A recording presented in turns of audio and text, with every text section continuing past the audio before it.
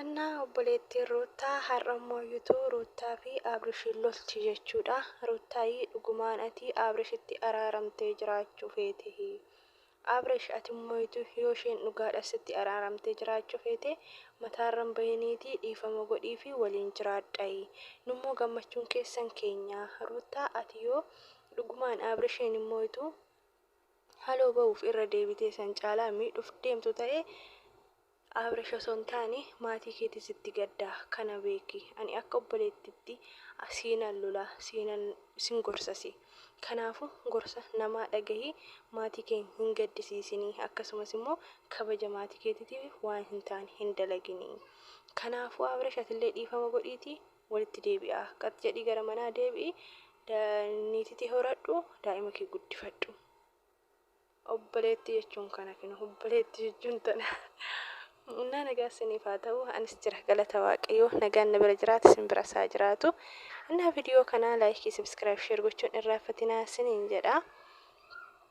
Innaa akkuma argitanii ilduun dhuftee jirti jechuudha. Innaa wantoonni ta'aa jiruun kun dhugaadha moo soba kan jechisiisu baay'ee tokko natti ta'eetii jira jettee.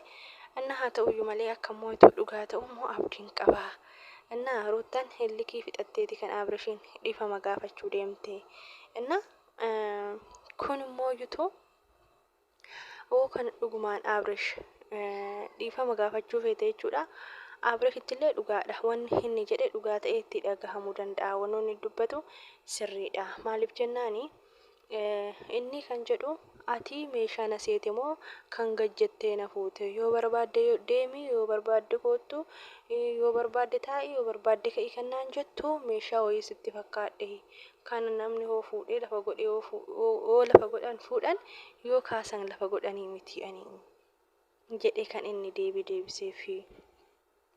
Annaa jechoon inni jedhe garuu sirriidha. Maaliif jennaani itti dhagahamuu danda'a. Dhiirri tokko kabaja barbaada. Dhiirri tokko kabajamuu barbaada. Immoo yoo dhugumaan kan Abrishiin haloo ba'uu hedduu ta'e dhaabadhu. Siinan lolas sin gorsasi. Likkii miti. Maal jechuudha. Yoo dhugaadhaan immoo haloo fixattee yookaan hillikii fixattee gara abbaa manaa kootti abbaa daa'imaa koottan deebi'e jettee ishoo.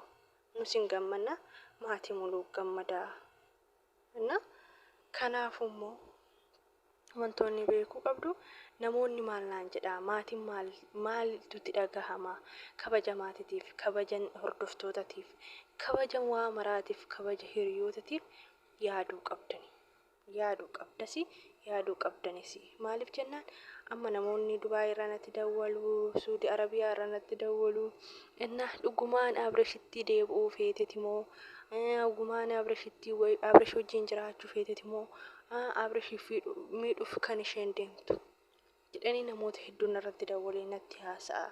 Garuu immoo wantoota isaan gaafii na gaafatan kan immoo ani immoo gaafii kana si biraan ga'uun dirqama. Deebii immoo ka deebisu si'i. Maaliif jennaani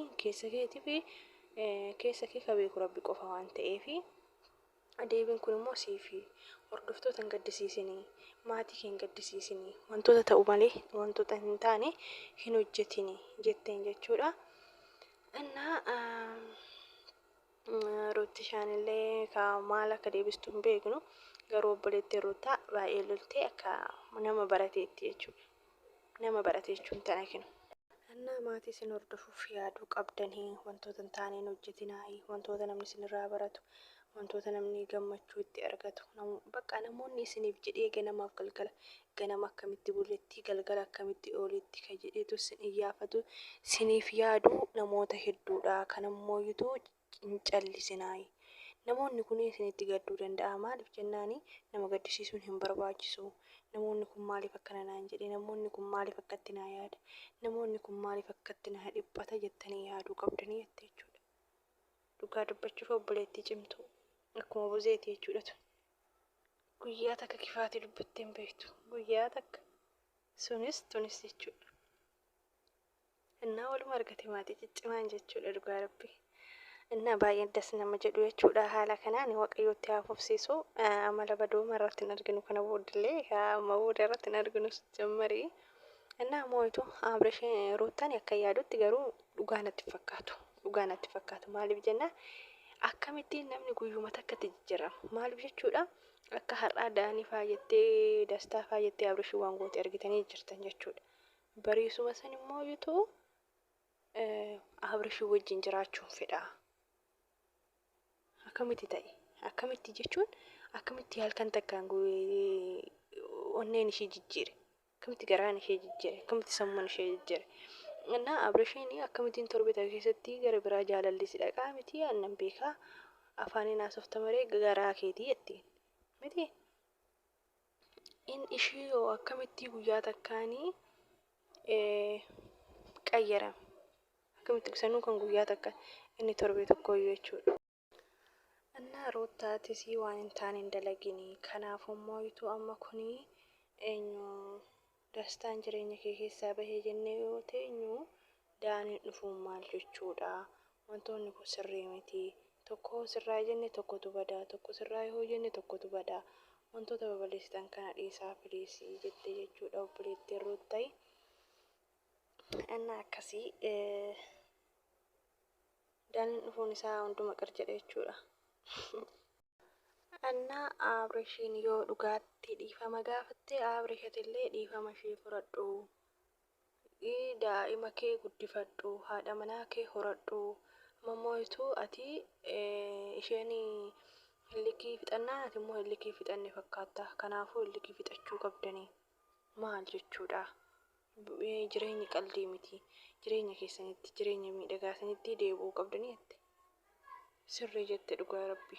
Innaa ani warroonni kinoo waan nanu akkanatti jiru warroonni duuba deemtu kunis maalumaaf tammuxammuxuun jedhaa biran. Maa bilaashuma rakasu. Dhugaa rabbi bilaashuma rakasu birra. Innaa warroonni wal miidhees wal lolees Ruuttaaf Abrishiimi maatiin lamaan nagaa jiru. Ruuttaa fi Abrishii jara duubaa akkas waliin goone jechuudha. Maaliif akka ta'e naaf hin galle. Innaa akkas ta'uun keessan maaliif? Bilees warri waan nanuu akkas hin taane isin immoo callisaatuma laalayi. Innaa viidiyoon isheen hojjette kana fakkaataa jechuudha obboleettiin Ruuttaa Ildooni. Innaa obboleettii gaarii. Innaa Abrish isiin lolasi akka obboleettitti. Akka obboleetti isiin lolas jetteeni. Innaa loluun qabda rakkoon qabu. Innaa akkas isiniin jedhaa. Innaa viidiyoo kiyya immoo ituu laayikii godhaa. Subscribe godhaa sheerii godhaan isiniin jedha. Innaa immoo ituu warroon immoo na jajjabeessaa jirtan guddaa galatoomaa galata guddaa na biraa qabdu jechan isiniin ibsuun qabu. Dhugaa dubbachuu baay'een isin galateeffadhaan isiniin jedha. Ammayyuu isin na biraa nafina. Gargaarsa keessaniin immoo bakka guddaa nan gaadhee yaada jechuudha. Na jajjabeessaa baay'een isin jaalladha. Hanga viidiyoo biraatiin immoo deebi'ee dhufutti nagaan naaf turaa. Bye bye.